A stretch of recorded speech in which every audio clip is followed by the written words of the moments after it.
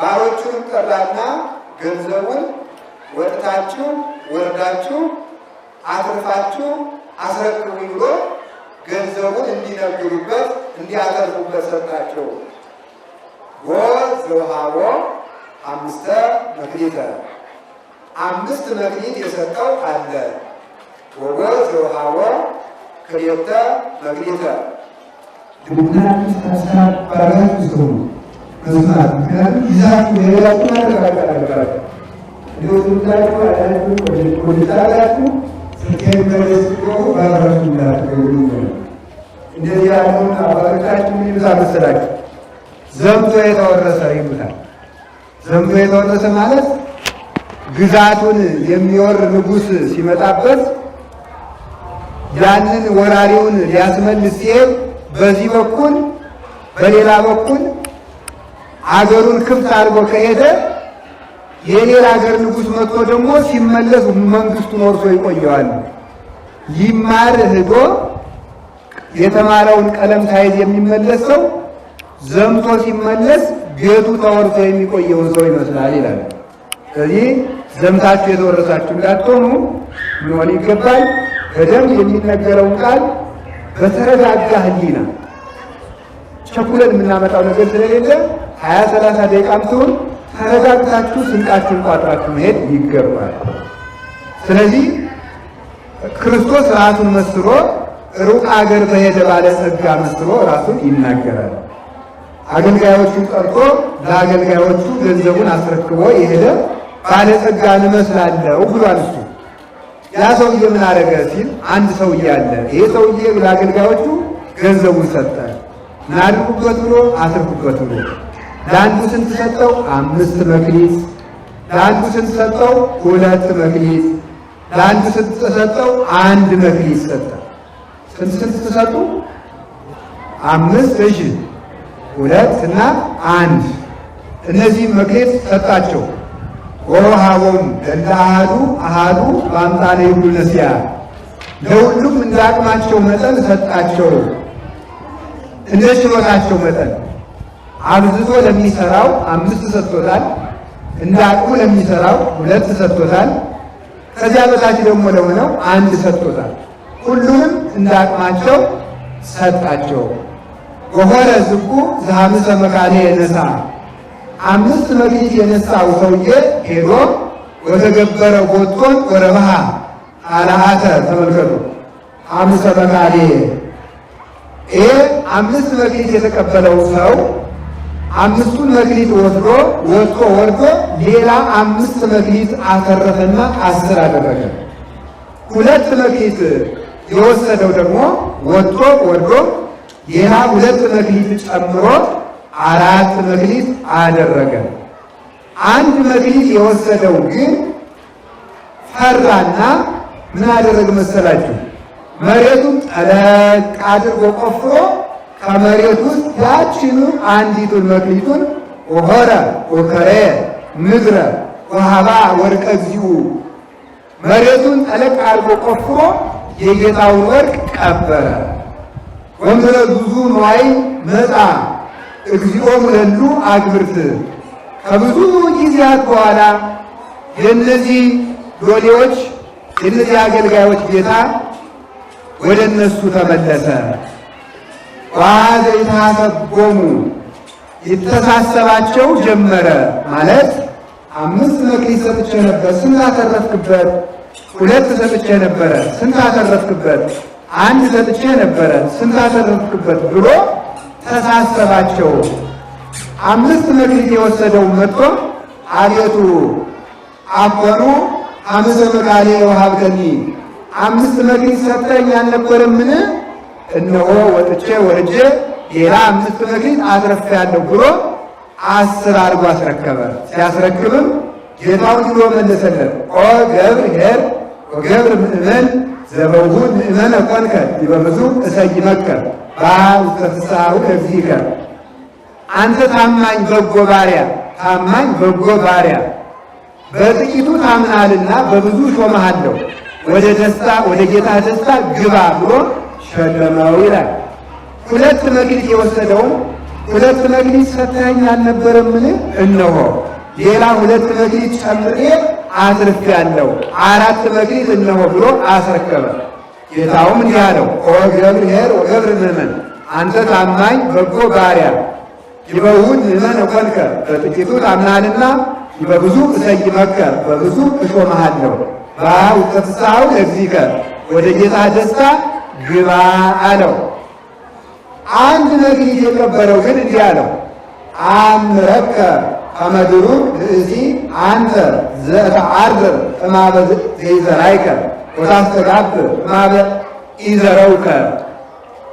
ይሄ ሰነፉ ባሪያ ግን ገብር እኩይ ወሐካይ፣ ክፉና ሰነፍ ባሪያ፣ 2 ጠባይ ያለበት ክፉና ሰነፍ ባሪያ የሆነው ግን ባለ 1 መክሊቱ ግን ምን አለ?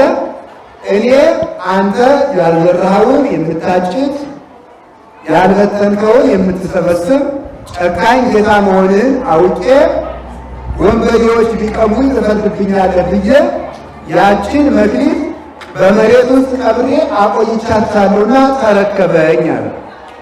ጌታውም እንዲህ አለው፣ ኦ ገብር ሐካይ ወገብር እኩይ፣ አንተ ክፉና ሰነፍ ባሪያ ሆይ ተአምረኒኑ ከመ ብእሲ ድሩክ አነ ዘአርር እማበ ኢዘራይኩ ወአስተጋብእ እማበ ኢዘረውኩ።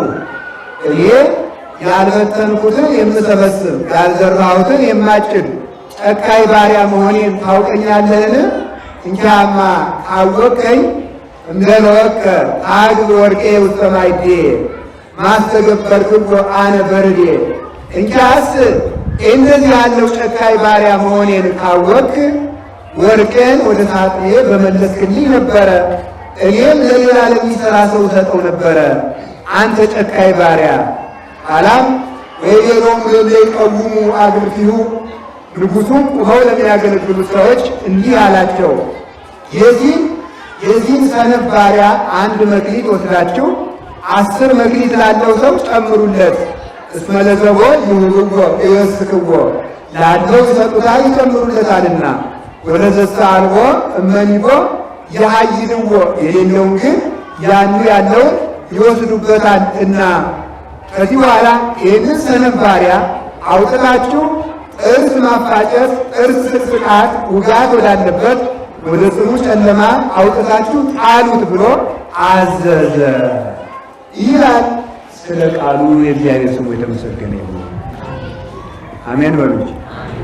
ይሄ ታሪኩ ነው። እንግዲህ አሁን ትርጉሙን ደግሞ ልንገራችሁ፣ ምስጢሩን። 5 መክሊት ምንድን ነው? 2 መክሊት ምንድን ነው? 1 መክሊት ምንድን ነው? እነዚያ 3 ሰዎች እነማን ናቸው? ሰውየው ማን ነው? ይህንን መክሊትስ ምንድን ነው? ይህንን ደግሞ አሁን ትርጉሙን ልንገራችሁ። እንግዲህ 5 ሩቅ ሀገር የሄደ ጌታ ባለጸጋ የተባለ ክርስቶስ ነው። ማን አልኳችሁ? ክርስቶስ ነው። ሩቅ ሀገር የሄደ የተባለ ክርስቶስ ነው። ሩቅ ሀገር የሄደ ማለት ሰማይ ነው። ሩቅ ሀገር ያረገ ማለት ነው። አገልጋዮቹ የተባሉ ሐዋርያት፣ ሊቃነ ጳጳሳት፣ ካህናት፣ ዲያቆናትና ክርስቲያኖች ናቸው። አገልጋዮቹ የተባሉት ከሐዋርያት ጀምሮ እስከ መጨረሻው ምዕመን ድረስ ያለው በየተዋረዱ በየደረጃው መላው ክርስቲያን የክርስቶስ አገልጋይ ይባላል። ያ ባለጸጋ ገንዘቡን አትርፉበት ብሎ ለአገልጋዮቹ ሰጥቶ ሄደ የተባለ ክርስቶስ አትርፉበት ብሎ ወደ ሰማይ ሲያርግ ለእኛ ሰጥቶን የሄዳቸው ጸጋዎች ናቸው። ባለ 5 መክሊት የተባለ ሊቀ ጳጳስ ነው። ባለ 2 መክሊት የተባለ ቄስ ነው። ባለ 1 መክሊት የተባለ ዲያቆን ነው። አሁን ልጠይቃችሁ መያዛችሁን ለማረጋገጥ ባለ 5 ማን ነው? ጳጳስ አይደለም ያልኩት፣ ሊቀ ጳጳስ። አይፈረድባችሁም። ሊቀ ጳጳስ ሆኑ። ባለ 2 ማን ነው? አቤት። ባለ 1 ማን ነው? ዲያቆን። ያ ባለ 5ቱ መክሊት ሊቀ ጳጳስ ከሆነ የጳጳስ 5 ሹመት ነው ያለው ማለት ነው። 5 ጸጋ ምን ማለት ይመስላችኋል? የመጀመሪያው ዲያቆን ነው። አንድ በሉ። ዲያቆን አይደለም? ዲያቆን ቢጠፋ ጳጳሱ ዲያቆን ነው መቀደስ ይችላል አይችሉም? ይችላሉ። አያችሁ፣ ዲያቆን ነው። 2 ቄስ ነው። ስንት ሆነ? አይደለም ሁለት። አሁን ነው ሁለት። ቄስ ናቸው ሁለት፣ ጳጳሱ ቄስ ናቸው ይላሉ። የተረፋቸውን ይናኛሉ አላሉ ሰውዬው። ጳጳሱ ቄስ ናቸው ለሰው ይተርፋሉ። ስለዚህ ዲቁና አላቸው አንድ፣ ቅስና አላቸው ሁለት፣ ከዚያ ጵጵስና አላቸው። ምን አላቸው? ስንት ሆነ? ሶስት። ሊቀ ጵጵስና አላቸው። ስንት ሆነ? አራት። ኤጲስቆጶስና አላቸው። ስንት ሆነ? አምስት አላቸው ማለት እነዚህ አምስት መክሊት የጳጳስ ሹመቶቹ ወይም ጸጋዎቹ ናቸው ማለት ነው። ሌላ አምስት ደግሞ ዲያቆን መሾም አንድ በሉ ደግሞ አንድ፣ ቄስ መሾም ሁለት፣ ጳጳስ መሾም ሶስት፣ ማስተማር አራት፣ ማቁረብ አምስት። ይሄ የማን ጸጋ ነው? የጳጳስ ነው የሊቀ ጳጳስ ነው? የሊቀ ጳጳሱ ማለት ማለት ነው የፓትርያርኩ ማለት ነው። የፓትርያርኩ ጸጋ እነዚህ አምስት ነገሮች ናቸው። እስቲ ንገሩኝ አሁን የነገርኳችሁ ያሁኑን አምስት። ዲያቆን መሾም አንድ፣ ሁለተኛ ቄስ መሾም ሶስተኛ፣ ጳጳስ መሾም አራተኛ፣ ማስተማር አምስተኛ፣ ማቁረብ። ፓትርያርክ ማለት የሁሉ ጸጋ ያለው ነው ማለት ነው። አሁን ጳጳስ ስናገኝ ጳጳሳትን ስናገኛቸው ፓትርያርኩን ስናገኝ እንደ ቀላል ነገር መቁጠር የለብንም። እንደ ሰውኛው ኃጢአት ይሰራሉ፣ ይሰነካከላሉ፣ ይጎላሉ።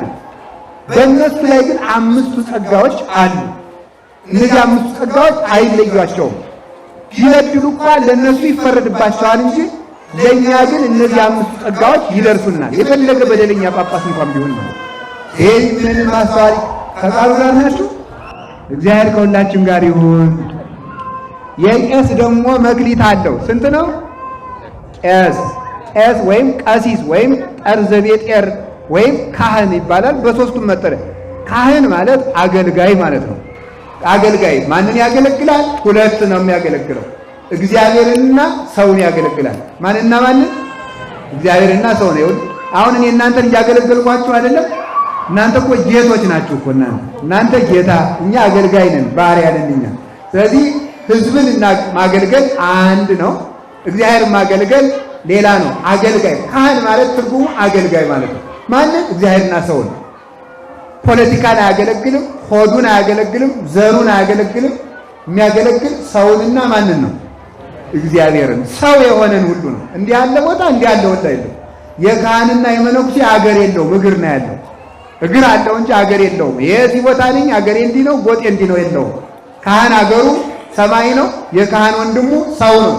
የካህን ወንድሙ መልአክ ነው። የካህን አባቱ እግዚአብሔር ነው። የካህን እናቱ ማርያምና ቤተክርስቲያን ቅድስት ድንግል ማርያምና ቤተክርስቲያን ናቸው። ይህንን የያዘ ሰው ነው። ታዲያ ካህን ሁለት ጸጋ አለው። ካህን የሚባለው እኔም አንድ ነኝ፣ እሳቸውም አንድ ናቸው። ካህናቱ በዚያ አካባቢ የሉም መሰለኝ፣ ወደዚያው ነው እየሰሙ ነው። የማይሰሙ ነው እንዳይመስላችሁ። እነሱ ሁለት ነው ያላቸው፣ እኔም አለኝ። ስንት ነው? ሁለት። ምንና ምን ነው? አንዱ ማስተማር፣ አንዱ ምንድን ነው? ሁለተኛ ምንድን ነው? ማቁረብ ነው። እስኪ በሉ ማስተማርና ማቁረብ። ይኸውላችሁ እቺ ቅስና ስትሰጥ መስቀል እንድንይዝ ሲፈቀድልን ለሁለት ነገር ነው። ህዝቡን እንድናስተምርና አጥምቀን እንድናቆርብ ነው። ለጌጥ የሚያዝ መስቀል የለም። ዝም ብሎ ለውራጌ እንዲህ ለማድረግ የሚያዝ መስቀል የለም። አንድ ካህን ካላስተማረና ካላቆረበ ካህን አይደለም። ማስተማር አለበት። እይኩን እንዲያውም ምንድን ነው የሚለው? ፍትሐ ነገሥት እንዲህ ይላል፣ እይኩን አሐዱሂ ቀሲሰ ዘኢያእመረ መጻሕፍተ አምላካውያተ ወፈድፋደሰ አርባዕተ ወንጌላተ። አምላክ ወዶ ያጻፋቸውን 81 መጻሕፍትን ያልተማረ ሰው ቄስ ሊሆን አይገባውም። ባይሆን 4ቱን ወንጌል የተማረ መሆን አለበት። ንስሐ አባት ሊያስተምር ነው እንጂ ዝክር ሊባርክ አይደለም። ንስሐ አባት ያበጃችሁት ማወቅ አለባችሁ። በወር ንስሐ ልጆች አባቶቻችሁ እየጠሩ እንዲያስተምሯችሁ እሺ በጎ ማለት አለባችሁ። ወርሃዊ ጉባኤ ሊኖራችሁ ይገባል እንጂ ስትሞቱ ብቻ እዚህ እግዚአብሔር ይፍታ ሊላችሁና ዝክር ሊባርክላችሁ አይደለም። አንደኛ ሊያስተምራችሁ፣ ሁለተኛ ሊያቆርባችሁ ነው። እስኪ ብሎ አንደኛ ሊያስተምረን በሉ፣ ሁለተኛ ምን ሊያደርገን? ሊያቆርበን። እስኪ ንስሐ አባት ያላችሁ እጃችሁ ነው። ንስሐ አባት ያላችሁ እሺ፣ የቆረባችሁ እሺ፣ ያልቆረባችሁ ንስሐ አባት እያላችሁ ያልቆረባችሁ አውጡ አውጡ። እያከሰራችሁት ነው ማለት ነው እኮ ንስሐ አባታችሁ። ምክንያቱም መክሊቱ ይሄ ነው። ይተሳሰበዋል አላለም? ቅድም ሊተሳሰባቸው መጣ። ገብረ ሥላሴን አቁርበልኛል ወይ? ወለተ ማርያምን አቁርበልኛል ወይ? አስተምረህልኛል ወይ? በሁለቱ ነው የሚጠይቀው። ሳያስተምር ቢያቆርባቸው የማንን ሥጋ እንደበሉ ስለማያውቁ ይፈረድበታል። አስተምሮ ባያቆርባቸው ደግሞ እንጨት የሽልጥ የሽፍጥ ማሰሪያው ልጥ ነውና ሰው በሽታውን ለሐኪም ነግሮ ስለመጣ አይድንም። መድኃኒት ስለዋጠ ነው እንጂ ሰው በኑዛዜ ብቻ በንስሐ አባት ብቻ አይድንም። የአምላክን ሥጋ የአምላክን ደም ሲቀበል ነው እንጂ። ስለዚህ መክሊቱ ሁለት ነው። ስለዚህ ማንም ካህን ይሄ መመዘኛችሁ ነው። ምዕመናን አስተውሉልኝ። ወደፊት በሚገጥማችሁ በየትም ሀገር ብትኖሩ፣ እዚህም ብትኖሩ፣ የትም ቦታ ብትሄዱ የማያስተምርና የማያቆርብ ካህን አይደለም። ይሄ የቤተ ክርስቲያን መመዘኛዋ ነው። አንድ ሰው ቅስና ለማምጣት አሁን ቅዱስ ለመሆን ወይም ደግሞ መናኝ ለመሆን ወይም መነኩሴ ለመሆን ወይም ባይታዊ ለመሆን ክርስቲያን መሆን በቂ ነው። ለመመንኮስ መስፈርቱ ምንኩስን ክርስቲያን መሆን ይበቃል እና የእግዚአብሔርን ፍቅር መከተል ነው። ባይታዊ ለመሆንም ክርስቲያን መሆን ነው የሚበቃው። ካህን ለመሆን ግን መማር ይገባል። አያችሁ፣ ተመልከቱ። ካህን ለመሆን ግን በሉ ምን ማለት ይገባል? መማር ይገባል። ክህነት አንዱ መስፈርቱ መማር ነው። ላልተማረ ሰው ክህነት አይሰጥም። የሰጠ ሰው ካለ እንኳን ይፈረድበታል ሊቀ ጳጳሱ። ይሄ ነው መመዘኛ። ስለዚህ በመገለጥ ክህነት አይሰጥም፣ በተአምር ክህነት አይሰጥም። ለተማረ ሰው ነው። አቡነ ተክለ ሃይማኖትን እንኳን እግዚአብሔር በተአምር ጳጳስ አድርጌሃለሁ ቢላቸው 80 መጻሕፍትን ተምረዋል። ስለዚህ ወደፊት ቤተ ክርስቲያንን እመራለሁ ብሎ የሚመጣ ሰው ስታዩ ትምህርት ነው የሚጠየቀው። ከቃሉ ጋር ናችሁ። የተማሩ የሚያቆርቡ አባቶቻችንን አያሳጣን። የአንድ መክሊት ባለ አንድ መክሊት ማን ነው? ረስቸው ነው። ማን ነው? አንድ። የዲያቆን ደግሞ አንድ መክሊት አለችው፣ አንድ ሳንቲም ናት። ያቺ መክሊቱ ደግሞ ምንድናት መሳችሁ? ተልእኮ ናት። ምንድናት? መላላክ ነው። በቃ ዲያቆን ብልጫው ዲያቆን ከእናንተ የሚበልጠው በሕዝቡ ነው እንጂ ዲያቆን ከሕዝቡ ጋር እኩል ነው የሚለው። የሚገርመው መጽሐፍ የሚለው ዲያቆን ከቄሱ ፊት ላይ ሳይፈቅድለት መቀመጥ አይችልም። ከቄሱ በግራውም በቀኙም ሳያስፈቅድ መቀመጥ አይችልም። የዲያቆን ጸጋው ተልእኮ ነው። ሕዝቡን ተንሥኡ ጸልዩ ማለት ብቻ አይደለም። ተንሥኡ ለጸሎት መልሱ እስኪ ንገሩኝ። አቤት እኔ በእርግጥ በጩኸትም እችላታለሁ ይረፍዳል ብያለሁ። ስለዚህ ተመልከቱ ሲችማ። ስለዚህ ተንሥኡ ለጸሎት ሲል መልሱ ምንድን ነው? እግዚኦ ተሳለነ በሉ እንጂ። ምን ማለት ነው ይሄ? አትተኙ ንቁ ነው። ዲያቆን እኮ አንቂ ነው፣ አትተኙ ነው። በሴቶች በኩል ደግሞ መሄድ ስለማይፈቀድለት ምን ያደርጋል? ዲያቆናዊት የምትባል ትሾማለች። ዲያቆናዊት የምትባል 60 ዓመት የሞላት ሴት ልጆቿን በስነ ስርዓት ያሳደገች በተከበረ ትዳር መኖሯ የተመሰከረላት በሰነ ምግባር የኖረች እናት ስጋው ደሙን የምትቀበል የተማረች እሷ ምን ትሾማለች? ዲያቆናዊት ትባላለች። እሷ ዲያቆናዊት ስላችሁ አትቀድስም። በሴቶች በኩል ትቆምና ቅዳሴ አቋርጠው የሚገቡትን ቅዳሴ አቋርጠው የሚወጡትን ሴቶች ትቆጣጠራለች። የሚያወሩትን የሚተኙትን እነዚህን ትቆጣጠራለች። እቺ ዲያቆናዊት ናት። ሌላም ሹመት አላት፣ በጣም ትልቅ ሹመት። ለአካለ መጠን የደረሰች ከሌላ እምነት የቆየች ሴት ስትመጣ ትጠመቅና ቄሱ ካጠመቃት በኋላ ያችን ቅባ ቅዱስ ይቀባታል። ስለዚህ ካህን ለአቅመ ሔዋን የደረሰችን ሴት እርቃኗን ማየት ስለማይፈቀድለት ምን ያደርጋል መሰላችሁ?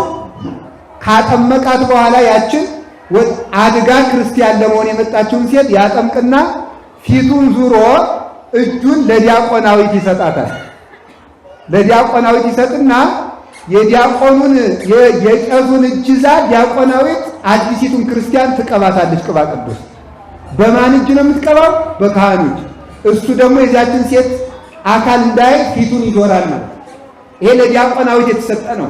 አሁን እንግዲህ የዚህ ዲያቆናዊትነት የተሾማችሁ ባትኖሩ እናቶቻችን፣ ትልልቅ እናቶቻችን በዚህ በኩል ያሉት ወጣት እህቶቻችንን ሕፃናትን ቅዳሴ ላይ የመቆጣት ጸጋ አላችሁ እናንተ ማለት። ይሄ ዲያቆናዊት ነው፣ ተልእኮ ነው፣ መላላክ ነው። ስለዚህ ዲያቆን ለማን ይላካል? ለእግዚአብሔር ይላካል፣ ለቄሱ ይላካል፣ ለጳጳሱ ይላካል፣ ለሕዝቡ ይላላካል ማለት። የዲያቆን ሀብቱ ትሕትናው ነው፣ ተልእኮው ነው፣ ራሱን ዝቅ ማድረጉ ነው። ስለዚህ ይህንን የሚያደርግ የዲያቆን መስፈርቱ አንድ ትምህርት ነው፣ ሁለት ንጽሕና ነው። ያችን ቀበራት ማለት ምን ይባላል በሀገራችን? አንድ አይና በሉሲ ሙሉት። አንድ አይና ምን አይልም ነው የሚባለው? በአፈር አይጫወትም ያቺው ድርግም ትላለች ነው። የዲያቆን መክሊቱ አንድ ናት። ምንድን ናት? ተልእኮ። ያችን ቀበራት ማለት በዚያው ትዕቢተኛ ሆነ ነው። በዚያው ከታበየ ችግር አመጣ ማለት። ዲያቆን መቼስ ትዕቢቱ መከራ ነው። አይቆጡም። እዚህ ያሉ ዲያቆናት ጥሩዎች ናቸው፣ ችግር የለም ስለምንግባባ አይቆጡኝም። አተቆጡኝም እዚያ ማታ እናወገዋለን፣ ችግር የለም። እውነቴን ነው የምነግራቸው። እዚህ ያሉ ዲያቆናት ደጎች ናቸው። እውነቴን ነው እኔ እስከማውቃቸው ድረስ ማለት ቅዱስ ናቸው ማለት አይደለም። አንዳንድ ችግርም አለባቸው እና ዲያቆን ትዕቢተኛ ነው። የዲያቆንና የሴት ትዕቢቱ አንድ ነው ይባላል። እንዳትቆጡሽ እናቶቻችን። አሁን ሴት መርጌታ ብታገኝ የተማሩ ሊቅ ብታገኝ የኔታ ደህና ነዎት እንደምን አሉ ልብስ ልጠብልዎት ትላቸዋለች። እኛ መርጌታ ግን ካገቧት በኋላ ቀርተ ጠጣ ትላቸዋለች፣ ትንቃቸዋለች። አብረው መኖር ጀመሩ በኋላ ማለት ነው። ዲያቆንም አብሮ እስከሚቀድስ ቄስ ያከብራል። ቀደሰ በኋላ ግን ቄሴን ስማሱ ጽዋምጠው ማለት ይጀምራል ማለት ነው። ያችኑ በጥቢት ምን አደረጋት ነው? ቀበራት ማለት አጠፋት ያችኑ መክሊቱን። እና የዲያቆን ዋና ሀብቱ ንጹህ መሆንና ትሁት መሆን ነው። መላላክ፣ ሰውም ሳይመርጥ መላክ።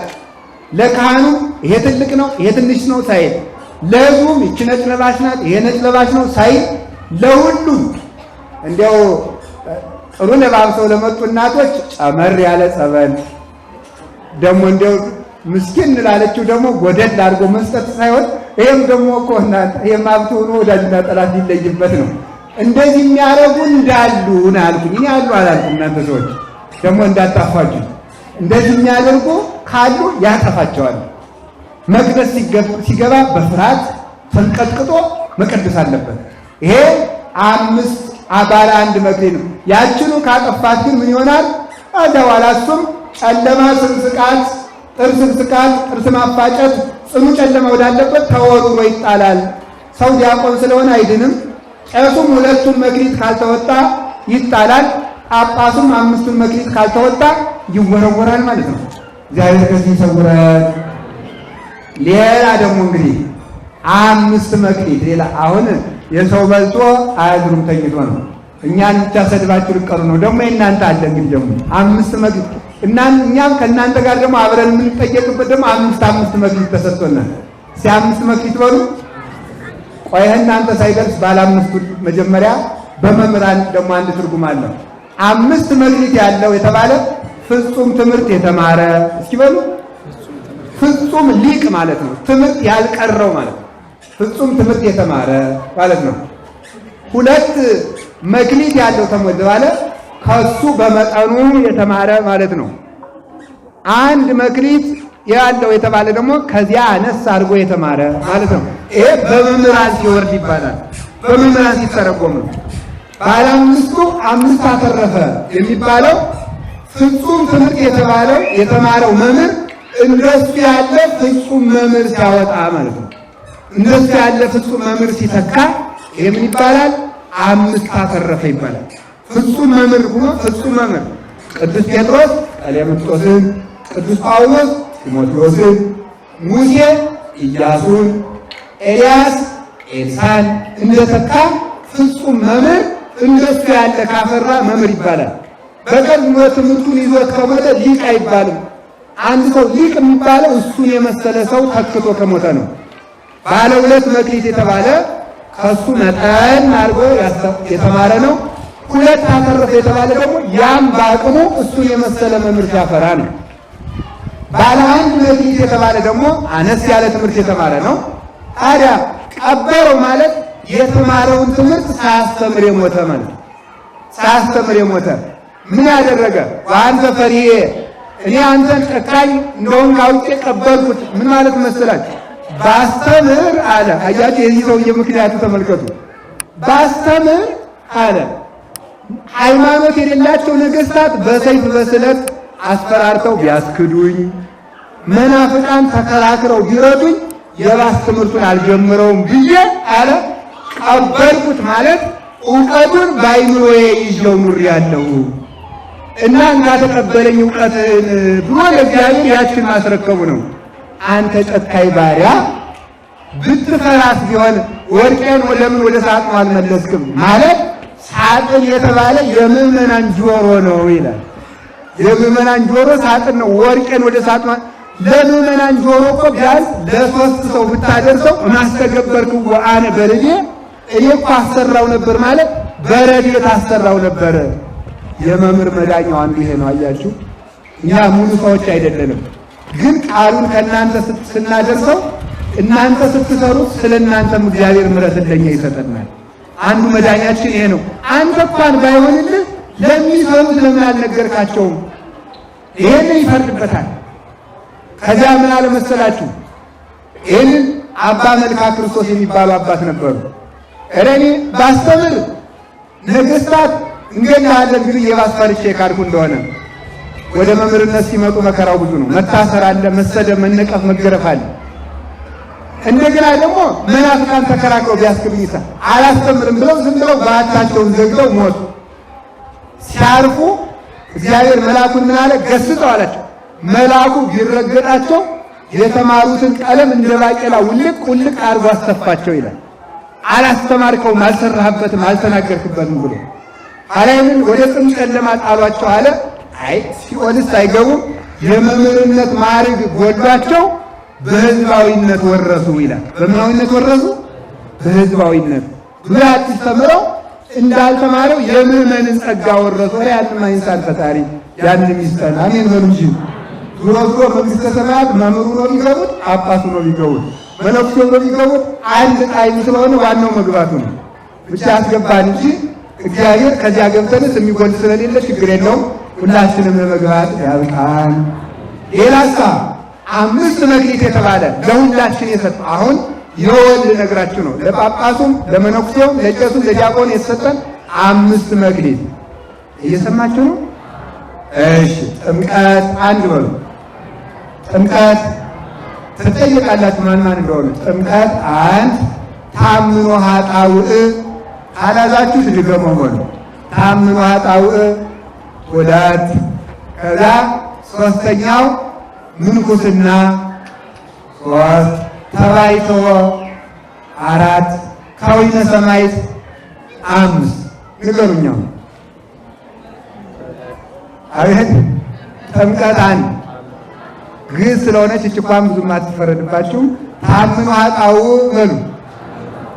እሺ 2 ሌላስ? ምንኩስና 3 ሌላስ? ተባይቶ ባይታዊ መሆን ማለት ነው 4 እሺ ሌላስ? ከዊነ ሰማይት ሰማይት መሆን 5 እነዚህ 5 መክሊቶች ለመላው ክርስቲያን ተሰጥቶታል። ከነዚህ ከዊነ ሰማይት የሁሉ ነው። ከዊነ ሰማይት የሁሉ ነው። ምንኩስና ለሁሉ አይደለም፣ ብሕትውናም ለሁሉ አይደለም፣ ለተፈቀደላቸው ነው ብሏል ጌታ። የዮሐንስ ማቴዎስ ወንጌል ምዕራፍ 19 ላይ ይህ ከእግዚአብሔር ለተፈቀደላቸው ነው ብሏል። መመንኮስ 4ቱ ባህሪያት ተስማምቶልኛል ለሚል በፈቃደ እግዚአብሔር በምክረ ካህን ተነስቶ ይመነኩሳል። የሚመነኩሱ ሰዎች ማንን ይመስላሉ? የክርስቶስን የሾህ ቆቡን ይመስላሉ። እነሱ በዚያ ይመስሉታል። 5ቱም ክርስቶስን የመምሰያ መንገዶች ናቸው። ባሕታዊ የሚባለው ደግሞ ክርስቶስ በቆሮንቶስ አሁን በአብይ ጾም የምናነሳው ነው። በቆሮንቶስ ቆሮንቶስ ማለት ካራንቶስ ማለት ነው። ካራንቶስ ማለት 40 ቀን ማለት ነው እንጂ ሀገር ስም አይደለም። በዚያው ቦታው ቆሮንቶስ ተብሎ ቀረ እንጂ ካራንቶስ 40 ቀን ስለጾመ ነው። 40 ቀን ብቻውን ነው የጾመ። ባይታዊ ማለት እንደ ክርስቶስ ብቻውን አንድ በረሃ የሚቀመጥ ማለት ነው። በዚህ የሚመስሉ አሉ። ባይታዊ ማለት ብቻውን አንድ ደቀ መዝሙር ሳያስከትል ከአንድ በረሃ ብቻውን እስከ ዕለተ ሞቱ ድረስ የሚኖር ባይታዊ ይባላል። ይሄ ከዚህ ውጭ ያለ ብሕትውና አይደለም። በዚህ ጸጋ የሚኖሩ አሉ። ይሄም የተፈቀደላቸው ነው። ይሄ ራሱ ደረጃ አለ። አንድ ሰው ባይታዊ ለመሆን መጀመሪያ በገዳም 12 ዓመት ማገልገል አለበት። ስንት ዓመት ማገልገል አለበት? 12 ዓመት ገዳሙን ረድቶ ከዚህ በኋላ ምን ይፈቀድለታል? መዝጋል ወይም ፍልሰት ይባላል። ፍልሰት በዋልድባ መነኮሳት ዘንድ እና ማኅበረ ሥላሴ መነኮሳት የተለመደ ነው። ፍልሰት ማለት ማኅበሩ ከረዳኝ፣ ውሃ ሲጠማኝ ውሃ ከሰጠኝ፣ ሲርበኝ እንጀራ ካበላኝ፣ ስታመም ማኅበሩ ካስታመመኝማ የክርስቶስን መከራ መቼ ተቀበልኩት ብሎ ብታመም አስታማሚ ወደሌለበት፣ ቢጠማኝ ውሃ ወደሌለበት፣ በወድቅ አንቺ ወደሌለበት ሊል ብለው ወደ በረሃ ወደ ጥልቁ በረሃ ዋልድባም ራሱ አስጨናቂ ነው። ከገዳሙ ሄደው ከገዳሙ እንደገና ተለይተው ደግሞ ብቸኝነት የ3 ቀን የ4 ቀን ጎዳና ሄደው ብቻቸውን የሚቀመጡት ፈላሰያን ይባላል። ፈላሰያን ይባላል። አንዳንዶችም ወድቀው እህል አንበላም ብለው 7 ቀን ወድቀው እረኞች ተሸክመው አምጥተው ለገዳሙ ያስረክቧቸዋል። አሁን ዛሬ ድረስ ይሄድ አሁን ማኅበረ ሥላሴ አበምኔቱ ሲነግሩኝ ነበረ። በእውነቱ ማለት ነው መነኩሴው በቃ እየሄደ በየበረሃው እየወደቀ እየፈለግን እየተሸከምን ማምጣቱ አደከመና በረሃ እንሂድ እያሉ ዛሬም አይዟችሁ፣ እውነቴን ነው። እዚህ ከእናንተ ጋር የምናውደለድለውን እያያችሁ አባት የለንም አትበሉ። በየበረሃው በጣም ትልልቅ አባቶች አሉ። አንበላም አንጠጣም እያሉ ወደ ጥልቁ በረሃ የሚሄዱ እነዚህ ናቸው ባይታዊ የሚባለው። ከዚያ የባይታዊ ጸጋው ብቸኝነት መከራው፣ የገዳማዊ የማኅበር መነኩሴ ደግሞ ጸጋው ትዕግስት ነው። ወንድምን ችሎ መኖር መነኩሴ ባይታዊ ይበልጠዋል። በገዳም የሚኖር በምኑ? በትዕግስቱ። ለምን? ባይታዊ ማንን ችሎ ታጋሽ ይባላል ይላል መጽሐፍ። ማንን ችሎ ታጋሽ ይባላል? ብቻውን ነውና። ባይታዊ ደግሞ ከማየት ከመስማት ከመናገር ኃጢአት ነፃ በመሆኑ ደግሞ መነኩሴውን ይበልጠዋል። በዚህ ጸጋ ክርስቶስን እንዲመስሉ ተፈቅዶልናል ማለት ነው። ሁሉንም ይተሳሰባል ማለት ባይታዊ ተብሎ በስሙ ተጠርቶ የባይታዊ ስራ የሌለውን፣ መነኩሴ ተብሎ ተጠርቶ የምንኩስና ስራ የሌለውን ይሄን ይተሳሰበዋል ማለት ይተሳሰበዋል። በነገራችን ላይ አንድ ጥያቄ መልሼ መመለስ እፈልጋለሁ። የዚህ ዘመን ትውልድ ጥራዝ ነጠቅ ጥያቄ መጠየቅ ያውቅበታል። ጥራዝ ነጠቅ ማለት ሳይማሩ ጫፉን ይዞ መሮጥ ነው። መነኩሴ የግድ በገዳም ነው መቀመጥ ያለበት ወይ? ለምሳሌ ምን ይላል? መነኩሴ ማለት በገዳም የሚኖር ከሆነ ከተማ ያላችሁ መነኮሳት ምን እየሰራችሁ ነው ብሎ የሚመጻደቅ ደግሞ ስላለ ማለት ነው። ያ ማለት ምን ማለት ነው? ለትምህርትና ለተልእኮ ከተማ መቀመጥ ይቻላል ነው። ለምንና ለምን ያልኳችሁ? ለትምህርትና ለተልእኮ ይቻላል። ምሳሌ ማስረጃ በሉ ማስረጃ በሉላችሁ። ሐዋርያት መነኮሳት ናቸው። ምንድን ናቸው? በየት ነው የኖሩት? ግን በገዳም ነው። በገዳም ነው። አሁን እንዲህ እያሉ አሁን እኮ ቤተክርስቲያኒቱ እኮ ተፈታለች፣ የመፈታቷ ምልክት ይላሉ። ለምሳሌ ምን ይላሉ? መነኩሴም ገዳም ይቀመጣል ከተማ ምን ያደርጋል ብለው እናንተ በአባቶች ላይ እምነት እንዳይኖራችሁ ያደርጓቸዋል። ግን መነኩሴ መደቡ በብሕትውና የሚቀመጥ አለ፣ በማኅበር የሚቀመጥ አለ፣ ለተልእኮ ለማስተማር ከተማ የሚላካል። ሐዋርያት ገዳም ውስጥ የተቀመጡበት ጊዜ የለም፣ ዋሻ ውስጥ የተቀመጡበት ጊዜ የለም። ሐዋርያት መነኮሳት ናቸው፣ ጳጳሳት መነኮሳት ናቸው። ሕዝብን ለማስተማር የተማሩ ከሆኑና ከሊቀ ጳጳሱና ከመጻሕፍት መምህራን ከወንበር የተመሰከረላቸው መነኮሳት በከተማ መኖር ይቻላቸዋል ማለት አላችሁ። የላችሁም? እግዚአብሔር ከሁላችን ጋር ይሁን። ስለዚህ መምህሩን በመምህርነት ምንኩስናውን በምንኩስና ገዳማን ስለዚህ ምንኩስናን በሶስት ከፍላችሁ ታዩታላችሁ። በብሕትውና በማኅበር በገዳም በመምህርነት የሚኖሩ መነኮሳት አሉ ማለት ነው። እዚህ ጎንደር ያሉ እዚህ የኔታ የማነ ብርሃን መነኩሴ ነበሩ አይደሉም? መነኩሴ ናቸው። ታዲያ ምንድን ናቸው? መምህር ነበሩ። እነ የኔታ ሊቀ ሊቃውንት መምህር መነኩሴ ናቸው አይደሉም? ናቸው። የኔታ ሊቀ ሊቃውንት ስራ መነኩሴ አይደሉም? ናቸው። እነ መምህር ኤስድሮስ መናኝ ናቸው። ሌሎች መምህራን እነ አለቃ ዶክተር አየለ መናኝ ናቸው። አሁን ያሉት ሌሎች መምህራን አሉ፣ አባቶቻችን ማለት ነው። ስለዚህ እኔ የተማርኩበት ትምህርት ቤት አለ። ከአሁን በፊት ደብረ ሃይማኖት መካነ ኢየሱስ የነበሩት የኔታ ኃይለ ሚካኤል ከ50 ዓመት በላይ መጻሕፍትን ፈትፍተው አስተምረው ግን በትንፋሻቸው ዕውር እስከ ማብራት ድረስ ይደርሰው ነበር። እፍ ብለው አይኑን የታመመ ሰው ይፈውሱ ነበር። እንኳን እሳቸውን ያገለግሉ የነበሩት ጨዋ መነኩሴ የጠመቁት ጠላ ይፈውስ ነበር። ዛሬም በሕይወት አሉ። 48 ዓመት የኔታ ኃይለ ሚካኤልን ያገለግሉት መነኩሴ ማለት ነው። እነዚህ አባት ጠላ ጠምቆ 48 ዓመት ሴቶች ጠላ አሉ ቢያንስ ያንቁላላችሁ ሲሏቸው እምቢ ብለው ራሳቸው ጠላ ፈስተው የሚጠምቁ ረድ ነበሩ። አቡነ ዘበሰማያት በላይ ምንም አያውቁ ደግ ናቸው። ግን የኔታን ስላገለገሉ ለዚህ ጸጋ በቅተው አሉ ዛሬም። እነዚህ አባቶቻችን በከተማ ይኖሩ ናቸው። ግን ከሳምንት 3 ቀን ነበር የሚበሉት። ከሳምንት 3 ቀን ይመገቡ ነበር። እነ የኔታ ወደ መጨረሻ ላይ ኢየሩሳሌም እቀመጣለሁ ብለው ሲሄዱ እንኳን መልአከ እግዚአብሔር ይህ ሕዝቡን አስተምር እያለ ሌሊት በሰይፍ ይዞ እያስፈራራ ነበር የሚልካቸው ወደ ኢትዮጵያ። እንዲህ ያሉ አባቶቻችንም ይኖራሉ። ሁላችንም በየመክሊታችን ለማትረፍ ያብቃል። ከቃሉ ጋር ናችሁ። እግዚአብሔር ከሁላችን ጋር ይሁን። ሌላው ከዊነ ሰማዕት መሆን ነው። የነ ቅዱስ ጊዮርጊስ መስመር መሃ ባይታዊ ክርስቶስን በምን ይመስለዋል? በቆሮንቶሱ ጾም። መነኩሴሳ በምን ይመስለዋል? የሾህ አክሊሉን በመደፋቱ ቆባ ያችን ነው የምትመክረው። እሺ ሰማዕታት ምን ይመስሉታል? በጲላጦስ ፊት መከራ የመቀበሉት በዚያ ይመስሉታል። እኛሳ ሰማዕት መሆን አለብን። ሰማዕትነት ማለት የሚወዱትን ነገር ለእግዚአብሔር ብሎ መተው ነው። እስኪ በሉ ሰማዕትነት ማለት በሉ። የግድ መገረፍ መታሰር ብቻ ሳይሆን ምን ማለት ነው? የሚወዱትን ነገር ለእግዚአብሔር ብሎ የተወሰው ሰማዕት ነው። በየቀኑ ክርስቲያን መከራ ይቀበላል። ከማን ይቀበላል? ከስጋው ይቀበላል፣ ከሰይጣን ይቀበላል፣ ከጓደኞቹ ይቀበላል፣ ከዓለም ይቀበላል። መከራ ከዚህ ሁሉ ይደርስብናል። ይሄ ስጋችን የሚያቀርብልን የራሱ ሰይፍ አለ። ፈቃዱን እንድንፈጽምለት ከእግዚአብሔር መንገድ እንድንወጣለን የእሱ አንድ ጥያቄ አለ። የሰይጣን ጉትጎታ አለ፣ የጓደኛ አለ፣ የሀገር እንደዚህ ያለው ችግር ሁሉ አለ። ይሄንን ቆርጦ ክርስቲያን መሆን በራሱ ሰማዕትነት ነው። ራስን መግዛት ሰማዕትነት ነው። ሌላው ጥምቀት አላችሁ የላችሁም? አዎ ጥምቀት አሁን በስላሴ የተሰጣችሁ ጸጋ ነው። ሌላስ ምን አለ? ታምኑ አጣው ማለት ኃጢአትን ማመን። ክርስቶስ ተጠምቋል አልተጠመቀም? ይሄ የእናንተ መክሊት ነው። መመንኮስም ተሰጥቷቸዋል። በድንግልና መመንኮስ ይቻላል፣ አግብቶ ሲያረጁ መመንኮስም ይቻላል። ሁለቱም ተሰጥቷል። ስለዚህ ከቃሉ ጋር ናችሁ፣ ከቃሉ ጋር ናችሁ። ያንን መመንኮስ ይቻላል። ግን እንደው የሚመነኮሰው ገዳም ነበር። እዚህ ደብር ምንኩስና እየተፈጸመ ስርዓተ ቤተክርስቲያን ግን አይደለም። እውነቱን እውነት በሉ ሐሰቱን ምን በሉ ነው የሚለው? ሐሰት በሉ። በከተማ ያሉ አድባራት የማመንኮስ ስልጣን የላቸውም። ማመንኮስ የሚችል አበምኔት ነው ወይም ጳጳስ ነው። መመንኮስ የሚቻለው ገዳም ነው።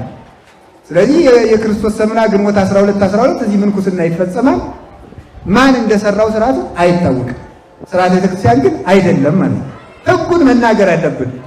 ዛሬ ፈቃደኛ ሆኖ ባይሰራው ነገ እግዚአብሔር የሚሰራ ሰው አስመጥቶ ያሰራዋል። የኛ ድርሻ መናገር ነው አላችሁ። መቼስ ሰው ይገፋዋል ተብሎ እግዚአብሔር ሳይነገር አይቀርም። ሕጉ የሚለው እንደዚህ ያለ የዓለሙን እንጠቀምበት፣ የገዳሙን ለገዳም እንተው። ስለዚህ ሰዎች አርጅቶ በመንኮስ ይቻላል፣ በድንግልና መመንኮስም ይቻላል።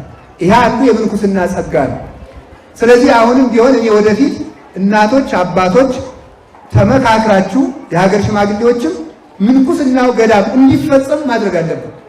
ቤተ ክርስቲያኑ ገቢ እንዲያገኝ ሌላ የገቢ ማስገኛ መፍጠር ነው እንጂ በቆብ እያስከፈልን ቆብ እየሸጥን ገንዘብ ልናጠራቅም አንችልም። የቤተ ክርስቲያኑን የገቢ ምንጭ ዘጋው የምትሉ ሰዎች ልትኖሩ እንደምትችሉ አስባለሁ። ከእግዚአብሔር ሕግ ግን ሳንቲም ሊበልጥ አይችልም። ቤተ ክርስቲያኑ ገቢ እንዲያገኝ ሌላ ስራ እንስራ። ምንኩስናው ግን በነፃ ለምንኩስና ይከፈላል? አይከፈልም። ነውር ነው። ሌላ የገቢ ማስገኛ ፍጠሩ። ሽማግሌዎች፣ ወጣቱ ተዋዩና ቤተክርስቲያናችን እናሳድገው። እኔም አግዛችኋለሁ። እንስራና እናሳድግ እንጂ በዚህ ሳንቲም መሰብሰብ፣ ቆብን መሸጥ ፈጽሞ የተከለከለ ነው። እየሰማችሁ ነው? እየሰማችሁ ነው? ስለዚህ ጎበዝ ከሆናችሁ ሲያው ወጣቶቹ፣ ሽማግሌዎቹ ከአባቶች ከካህናት ጋር ከግንቦት 12 በፊት ተወያይታችሁ ይሄን ነገር መቅረፍ ይገባል። ምንኩስና ገዳም ነው። አላችሁ። እግዚአብሔር ከሁላችን ጋር ይሁን። ጥምቀት አለን። አንዱ ጸጋ ደግሞ ታምኖ ኃጣው ነው። ኃጢአትን ማመን ነው። ንስሐ ነው። ኃጢአት ይሄ መክሊት ነው፣ ጸጋ ነው። ክርስቶስ ወደ ሰማይ ሲሄድ ሰጥቶን ሄደው አንዱ ጸጋ ንስሐ ነው። እንግዲህ ቀድሞ ባሪያዬ በአምሳሌ በፈጥራችሁ ካዳችሁኝ፣ ደግሞ መጥቻ አዳንኳችሁ፣ እንግዲህ ከበደላችሁማ ውሃ ግቡ ሳይል ደግሞ መቼስ ሰው ደካማ ነው ብሎ የንስሐ በር ከፍቶልን ሄደ። ይህ አንዱ መክሊት ነው። ተሳሰባቸው ማለት ባሪያዬ በአምሳሌ ብፈጥር በደል፣ መጥቼ ሥጋዬን ቆርሼ ደሜን አፍስሼ ብሰጥህም በደል፣ ደግሞ ንስሐ ግባ ብዬ ብፈቅድልህም ንስሐ ሳትገባ ሞት ግን ብሎ በዚህ መክሊት ይጠይቃል። በክርስቲያንነት ምን ሰራህበት ብሎ ይጠይቃል። የክርስቲያን ስራ አንድ ሰው እኮ ወታደር ሲሆን የውትድርና ስራ ሊሰራ ነው። ፖሊስ ሲሆን የፖሊስነት ስራ ሊሰራ ነው። ሐናጺ ሲሆን የሐናጺነት ስራ ሊሰራ ነው። መምህር ሲሆን የትምህርት ስራ ሊሰራ ነው። ሐኪም ሲሆን የሕክምና ስራ ሊሰራ ነው። ክርስቲያን ሲሆን የክርስትና ስራ ሊሰራ ነው። የክርስትና ስራ የሌለው ክርስትና አይረባም። የጥምቀት ስራ የሌለው ጥምቀት አይረባም። ክርስቶስ በተሳሰበን ጊዜ ምን እናስረክበው ይሆን? እግዚአብሔር የክርስትና ስራ ሰርተን እንድንሞት እግዚአብሔር ይርዳን። አላችሁ? አዎ። ሁለት መክሊት የተባለ ምንድን ነው? አሁንም ታምኖ ኃጣውና ጥምቀት ብቻ ናቸው። ሰማዕትነትም የሌለው ምንኩስናም የሌለው ባይታዊም ያልሆነ ግን መጨረሻ ላይ ቢያንስ በሁለቱ የመዳን ዕድል አለው። ምንና ምን? በሃይማኖቱና በንስሐው መዳን ይችላል። በእነዚህ መዳን ይችላል። አንድ መክሊት ያለው ግን እምነቱን ብቻ የያዘ ነው። ንስሐም አልገባም፣ ወይ አልመነኮሰም፣ ወይ ባይታዊ አልሆነም፣ ወይ ምንም አይደለም፣ ወይም አያስተምርም፣ ወይም አልተማረም፣ ወይም አልቀሰሰም፣ ወይም ምንም ነገር የለውም፣ ወይም ንስሐ አልገባም፣ ወይም አይቆርብም፣ ወይም ጥሩ ትዳር የለውም፣ ወይም ከሰው ጋር በሰላም አይኖርም። ምንም መልካም የማይሰራ አንድ መክሊት ብቻ ማለት እምነት ብቻ ማለት። ያኑ ቀበረው እሳ ደግሞ ኧረ ይገርማል ደግሞ ያኑ ቀበረው ማለት ጠለቅ አድርጎ ቆፍሮ ነው የቀበረው። ምን ማለት ነው መቆፈር ማለት? አፈር የተባለ ምድራዊ የሥጋ ፈቃድ ነው። ምንድን ነው ያልኳቸው? የሥጋ ፈቃድ ነው። ንግዱ እበላ ማለቱ ይሄ የሥጋ ስራ በሙሉ ያለ ልክ መብላቱ፣ ያለ ልክ መጠጣቱ፣ ያለ ልክ መተኛቱ፣ መዝፈኑ፣ መጨፈሩ እንደዚህ ያለው ምድራዊ አፈር የሆነ ነገ ብላሽ የሚሆነው እንደዚህ ያለው ነገር ይባላል ምድር ይባላል። በዚያ ቀበረው ማለት ሃይማኖቱን በሥጋ ፈቃዱ የቀበረ ማለት። ሃይማኖቱን በሥጋ ፈቃዱ የቀበረ፣ ሃይማኖቱን ስለ ሥጋ ፍላጎቱ የሸጠ፣ ያጣ፣ የተነጠቀ፣ ባዶውን የቀረ፣ ትቢያ የነሰነሰበት በወርቅ በሆነው ሃይማኖት ላይ የዘፈን ጭቃ፣ የዘረኝነት ጭቃ፣ የመለያየት ጭቃ፣ የአድማ ጭቃ፣ የጠንቆት ጭቃ፣ የዝሙት ጭቃ፣ የጥንቆላ ጭቃ በላዩ ላይ የቀባው ማለት ነው። እንዲህ ያለው ሰው ነው ባለ አንድ መክሊት የተባለ። ጠለቅ አድርጎ ማለት ምን ማለት ነው? አንደኛውን ፈጽሞ እንዳይመለሱ ልቡ የደነደነ ማለት ነው። ተነግሮ የማይሰማ ተመክሮ የማይስተካከል ማለት ነው። ሲታጠቡት ያልፋል እንጂ ሲመክሩት ያጠፋል ይላሉ አባቶቻችን። ባለጌ የመከሩት ዕለት ቁንጫ የለቀለቁት ዕለት ይብሰዋል ይላሉ። ደግሞ ቁንጫ ሲለቀልቁት ደግሞ ፈልቶ ያድራል። ባለጌን የመከሩት ዕለት ደግሞ ይብሰዋል። እልክ እያለው ኃጢአቱን ይሰራል። እንደዚህ ያለው ሰው ነው ባለ አንድ መክሊት። ሃይማኖታችን ከመቅበር ይሰውረን። ስለዚህ ሃይማኖታችሁን የቀበራችሁ ካላችሁ እዚህ በጭፈራ በዘፈን በሱስ በእንደዚህ ያለ ምድራዊ ነገር በቁማር እዚህ ውስጥ ስንቶቻችንን ቤተ ክርስቲያን አርፍደን ሊኖ ቁማር የሚጫወት ስንቱ አለ፣ የሚዘፍን ስንቱ አለ፣ የሚሰክር ስንቱ አለ። ያ ነው እምነትን መቅበር። እምነታችን ከመቅበር ይሰውራል። በምድራዊነት መቅበር አሁን ዛሬ ከሃይማኖት ዘር አልበለጠም፣ በልጧል እኮ። ሃይማኖት እኮ በዘር እየተቀበረ ነው። በዘር እየተቀበረ ማለት ነው ዘራችን ከእምነታችን እየበለጠ መጣ ማለት ነው። ዘረኝነት ከእምነት በለጠ። ሰው ከእግዚአብሔር ይልቅ ዘሩን እያስበለጠ ነው የመጣ። የገዛ ዘሩን እያነጋገሰ ሃይማኖትን ግን እየተወ መጣ። እግዚአብሔር ይከፋዋል። በፍጹም የኔ ዘር ከተነካ እግዚአብሔርም ልድም ድርግም ብሎ ይቅር እምነትም ድልምድርግም ብሎ ይቅር፣ ቤተ ክርስቲያንም ትቅርብኝ የሚል ተፈጥሯል። ይሄ ነው መክሊቱን የቀበረ ማለት አላችሁ አላችሁ። እግዚአብሔር ይስጥልኝ። ሌላው 5 መክሊት ማለት 5 ሕዋሳት። እስኪ 5 ሕዋሳት በሉ። ቅዱስ ጎርጎርዮስ እንደተረጎመው 5 ሕዋሳት ምን ምን ናቸው? አይን በሉ። እሺ፣ አፍ፣ እጅ። እነዚህ 5 ሕዋሳት ናቸው። 5ቱ ሕዋሳት ሰጠ፣ 5 አተረፈ ማለት ነው። በእጁ መጽቶ ሰው ረድቶ ጽፎ ደግሶ ሰርቶ መብላት አንዱ መክሊትን መወጣት ነው።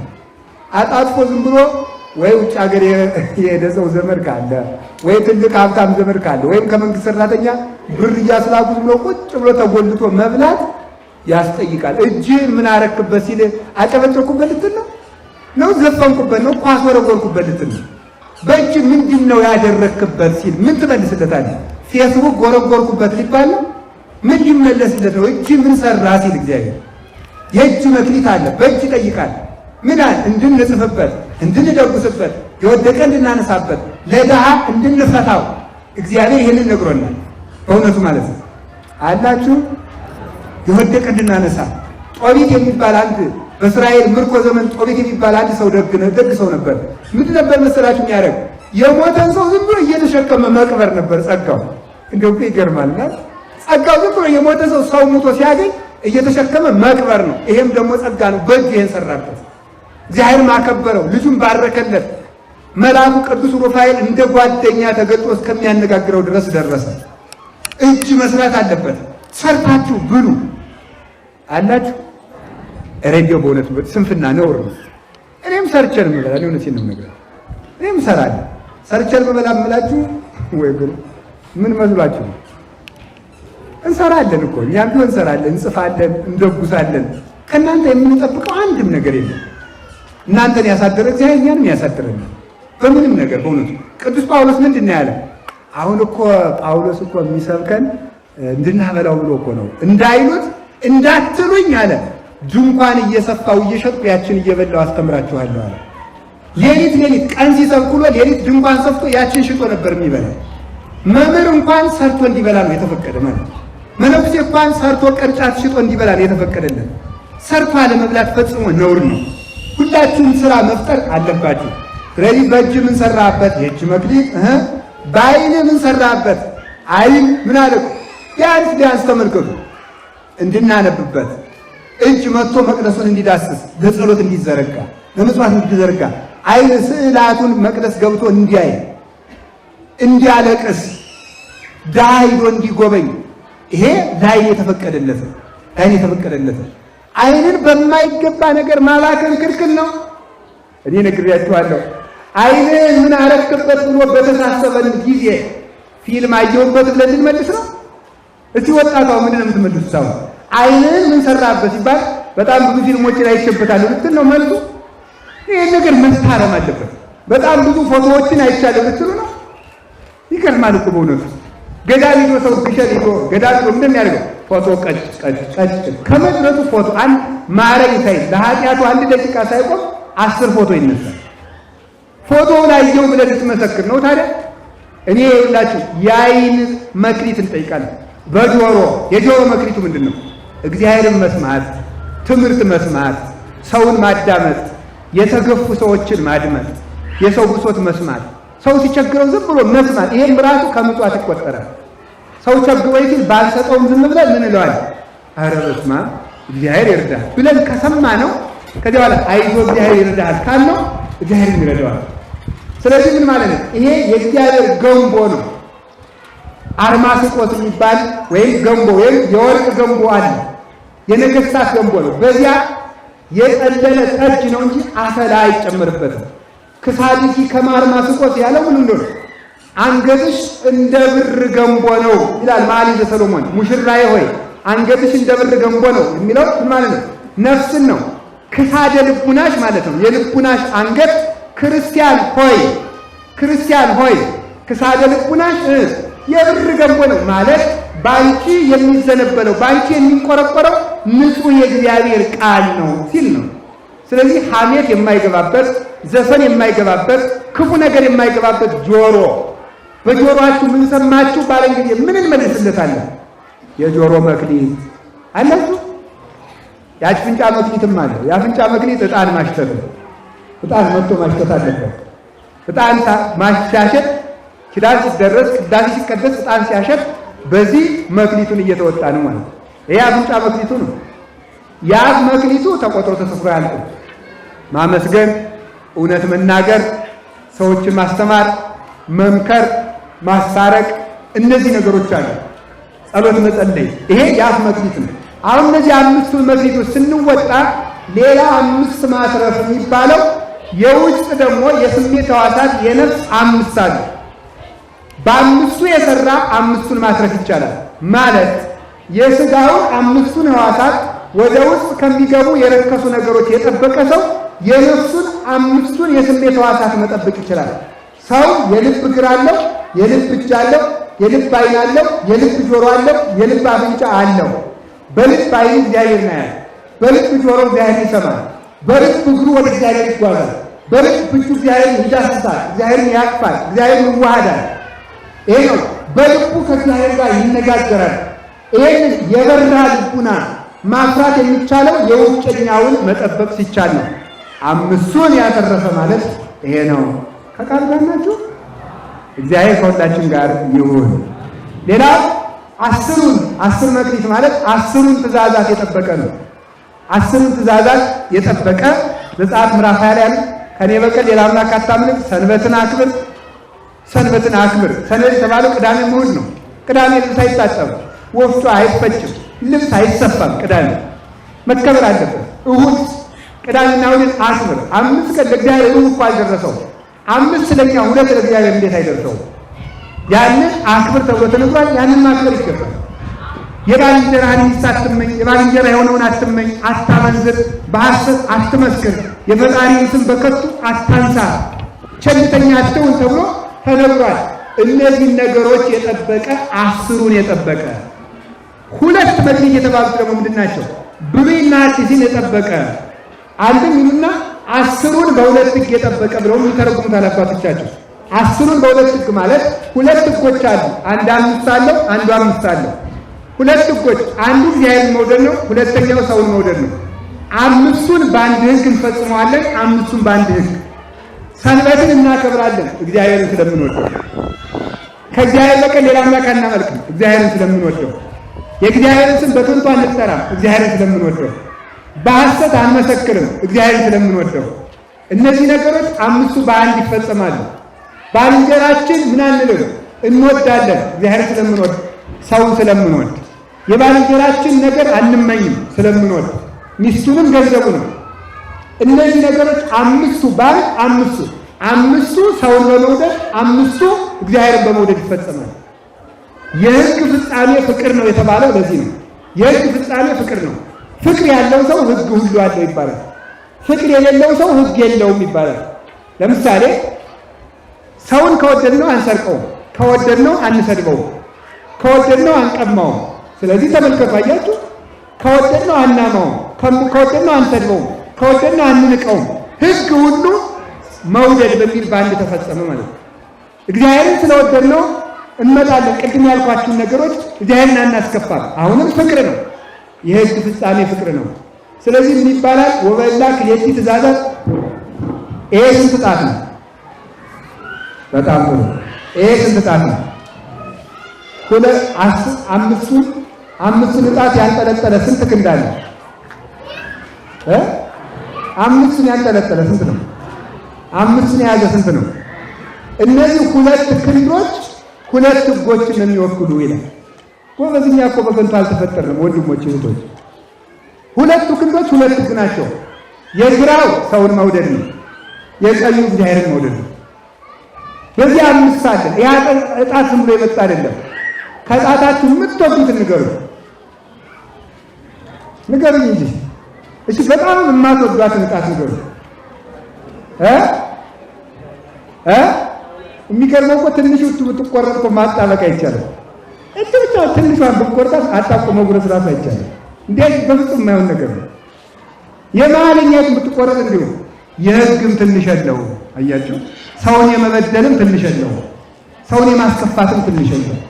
ጥቂትም ነገር ቢሆን ይቅርታ መጠየቅ አለበት። ስለዚህ ግራ እጃችን ሰውን መበደል የለብህም ብሎ ነው የተንጠለጠለው። ይሄ ሰው መውደድ የሚባል ነው ክንዳችን። አምስቱ ደግሞ እነዚህ ናቸው። አምስቱ የተቀመጡ ለባልንጀራ ገንዘቡን አትውሰድበት፣ አትማው፣ አትቀማው ያለው። አምስቱ ደግሞ የእግዚአብሔርን ውደድ የሚል ነው። እጃችን እንዲህ ሲል እግዚአብሔርን ውደድ ነው የሚል ክንዳችን። አምስቱ ደግሞ የእግዚአብሔር ሰንበቱን አክብሩለት፣ ስሙን በከንቱ አትጥራ፣ ከሱ በቀር ሌላ አምላክ አታምልክ፣ በሐሰት አትመስክር። እንዲህ ያሉ የሚመሰክሩት እነዚህ ጣቶቻችን ስንበላም ስንጠጣም ስንናገርም እንዲህ ሲሉ የሚመሰክሩት ይህንን ነው። በዚህ ምድናተርፍ እግዚአብሔር ይርዳን አላችሁ። አሁን እየጨረስኩ ነው። ጨርስ ላጠቀልላችሁ። አምስቱ እነዚህ ናቸው። አንድ መክሊት የተባለ ደግሞ ይህ ሁሉ የሚጠቀልለው ሃይማኖት ነው። አንድ ሃይማኖት ነው። በአንድ ሃይማኖት ይሄ ሁሉ ይጠቀልላል። ሌላው አምስት የተባሉት አሜን ሃይማኖት ብለዋል። ተስፋ፣ ፍቅር፣ ትዕግስት፣ ሰላም። አዎ ይሄንን ደግሞ የተረጎመ ቅዱስ ሳዊሮስ ነው። ምንድን ናቸው አምስቱ መክሊቶች? እምነት በሉ እንጂ። እሺ፣ ተስፋ ሌላስ? ፍቅር ሌላስ? ሰላምና ትዕግስት። እነዚህ ናቸው። ክርስቶስ ወደ ሰማይ ሲያርግ ለክርስቲያኖች ሰጥቷቸው ሄደ። አምስቱን የያዘ ሰው በየትም ቦታ አትራፊ ነው። በየትም ቦታ ቢያገባ፣ ቢነግድ፣ ቢያስተምር፣ ቢሾም አምስቱን የያዘ ሰው ከስሩ አይመጣም አትርፎ እንጂ። ምን ያለው? ሃይማኖት ያለው አትሉ? ፍቅር ያለው በሉ። ሌላስ ምን ያለው? ተስፋ ያለው። ሌላስ ምን ያለው? ሰላም ያለው። ሌላስ ምን ያለው? ትዕግስት ያለው። ሃይማኖት ይኑራችሁ። በሃይማኖታችሁ እንደው ጥርጥር ጎሸም ካረጋችሁ ተስፋ ይኑራችሁ። አዎ በእውነቱ ማለት ነው። ፍቅር ደግሞ ይኖራል። ስለዚህ ያንን ስናደርግና ይሄን ሁሉ ደግሞ ሂደን ስንታወቅ ሰላም የሚጀምረው መጀመሪያ ተመልከቱ፣ ራስን ከእግዚአብሔር ጋር ራስን ከራስ ጋር በማስታረቅ ነው። ራስን ከእግዚአብሔር ጋር ያስታረቀ ራስን ከራሱ ጋር ያስታረቀ ሰዎች ወደ እሱ የሚወረውሩት ነገር ምንም አይጎዳውም። ቅዱስ ዮሐንስ አፈወርቅ የተናገረውን አንድ ቃል ልንገራችሁ። ወደ ጥልቅ ውቅያኖስ ሁላችሁም አንዳንድ ችቦ እሳት እየወሰዳችሁ ጨምሩበት፣ ውቅያኖስን ማንደድ ትችላላችሁን? ይላል። ትችላላችሁ እንዴ? ከውቅያኖስ ለምንድን ነው የኢትዮጵያ ሕዝብ በሙሉ አንዳንድ ችቦ እሳት እያመጣ ጣና ቢወረውር ጣናን ማንደድ ይችላል? አይችልም። ልክ እንደዚህ ትዕግስተኛ ሰው በውጭ የሚመጣ ነገር አያናውጠውም። በመነኮሳት ዓለም ምን ይባላል መስላችሁ? ትልልቅ መነኮሳት እኛን ጀማሪዎች መነኮሳት ሲመክሩ ልጆቻችን ከሰው የሚመጣ ኃጢአት አይጎዳችሁም፣ ከራሳችሁ የሚመጣ ነው ይላል። ከራሳችሁ የተነሳው ኃጢአት ነው የሚጥላችሁ እንጂ ሰዎች ያመጡት ኃጢአት አይጥላችሁም ይሉን። ይሄ ነው ዋናው። ሰላም የነሳን የገዛ ስጋችን እንጂ ጎረቤቶቻችን ክፉ መሆናቸው፣ ሰዎች ክፉ መሆናቸው፣ ሰይጣን ክፉ መሆናቸው፣ መልካም ሰው በክፉ ዓለም ውስጥ እንኳን ሰላማዊ ነው። ዓለም ሰላሙን አትነሳው፣ ሰላም ክርስቶስ ነውና። ስለዚህ ሰላም፣ ትዕግስትን የሚያመጣው ደግሞ ሰላም ነው።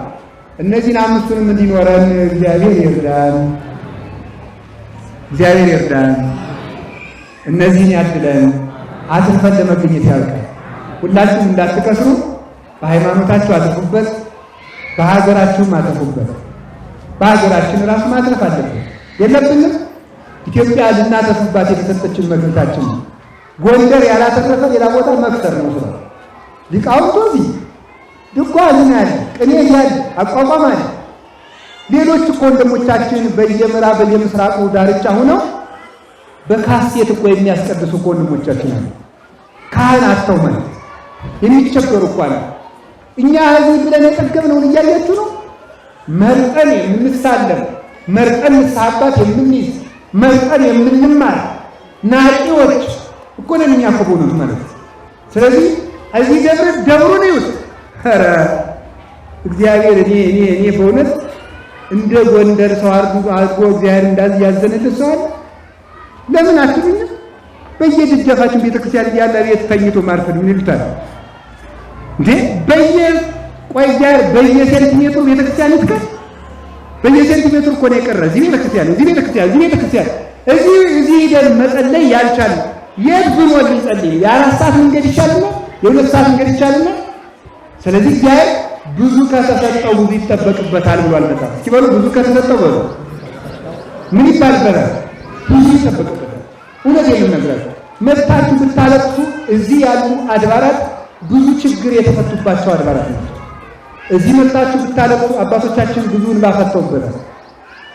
ግምጃ ቤት ሄዳችሁ ብታለቅሱ ስዕሊቱን ታውቋታላችሁ አይደለም? መቅደስ ውስጥ ያለች አንዲት ታላቅ ስዕል አለች የማትንቀሳቀስ እዚህ ከተማውን በሙሉ በጸሎት የምትጠብቅ። እዚህ ያላችሁ ሲጨንቃችሁ 7 ሰላሞች ብትደሙ ይሰማችኋል። ተክለ ሃይማኖትን እዚህ ሰው ጭልል ሲል መታችሁ ተንከባላችሁ እዚህ ነግራችኋችሁ ብታዩ እንኳን ለእናንተ ተክለ ሃይማኖት ለእንስሳ እንኳን ጆሯቸው የተከፈተ ነው። አደባባይ ኢየሱስ ብትሄዱ ጎንደርን ቀጥ ብሎ የሚጠብቅ ኩራተ ርሱ የሚባል ስዕል አለ አይደለም?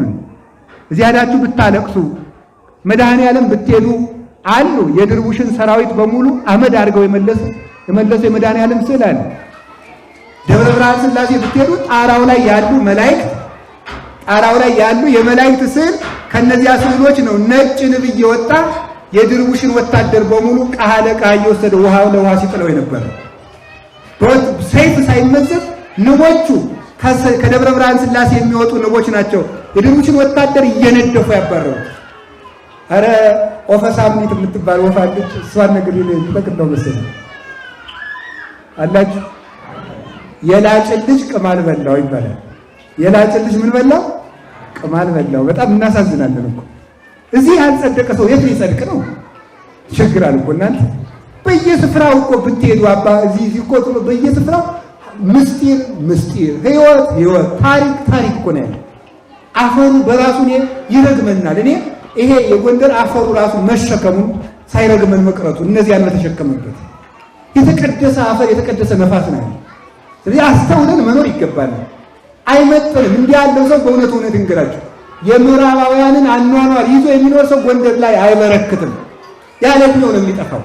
ልብ ብላችሁ ያዙት። ይህንን ለማወቅ መብቃት አይጠበቅብንም። ታሪክ ምስክር ነው።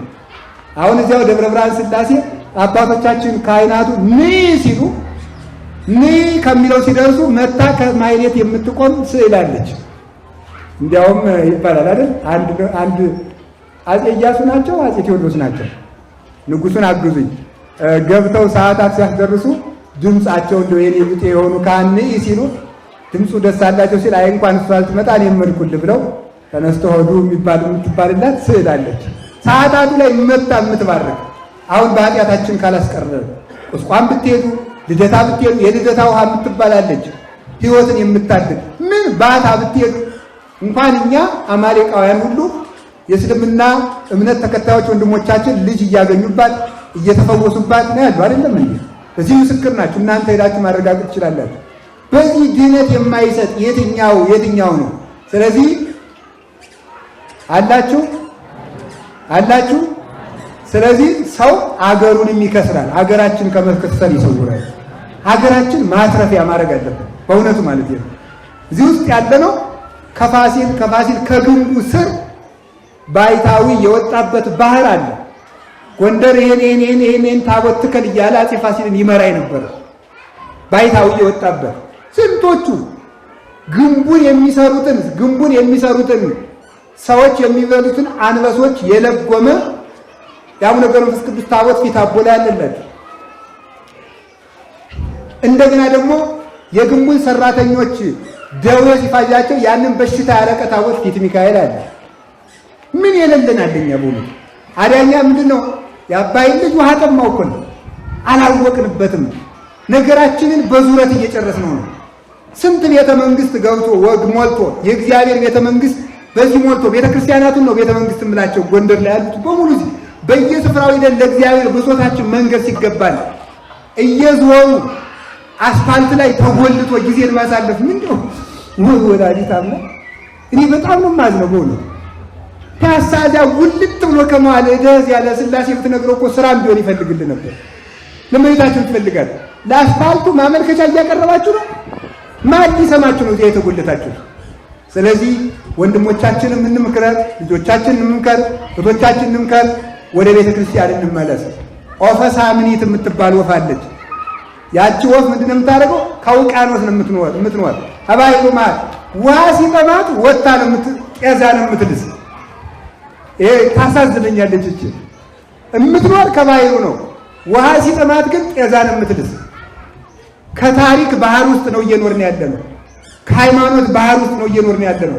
ከእውቀት ባህር ውስጥ ነው እየኖርን ያለነው። ግን ጤዛ እየላስን ነው ያለነው። ጤዛ እየላስን እውቀት በእንትን በዚያ በምንድን ነው በወሬ ልትሰበስቡ፣ ዜና አዳምጣችሁ እውቀት ልትሰበስቡ ነው። ዜናውን አዳምጣችሁ ሰላም ልታመጡ ነው። ስለዚህ ሁላችን ምን ማድረግ አለብን? መክሊታችን ባክኗል፣ አይምሯችን ደዝዟል። የረባ ያልረባ ወሬ እስከ 4 እስከ 5 ሰዓት እስከ 6 ሰዓት ወጣቱ ስለጨነቀው ቴሌቪዥን እና ኢንተርኔት ላይ አፍጥጦ በመዋል ዛሬ ምን ሰላም መጥቶ ይሆን እያለ መልካም ሳንሰራ ውለን መልካም ማታ ይገጥመና ብላችሁ አትጠብቁ። ስለዚህ ወገኖቼ በመክሊታችን ለማትረፍ ያብቃል። እግርም መክሊት ነው፣ እጅም መክሊት ነው። የተሰጠን ነገር ሁሉ ትርፍ ነው። በሰውነታችንም በሃይማኖታችንም ከመክሰል ይሰውረን። ያስተማረን እግዚአብሔር የተመሰገነ ይሁን።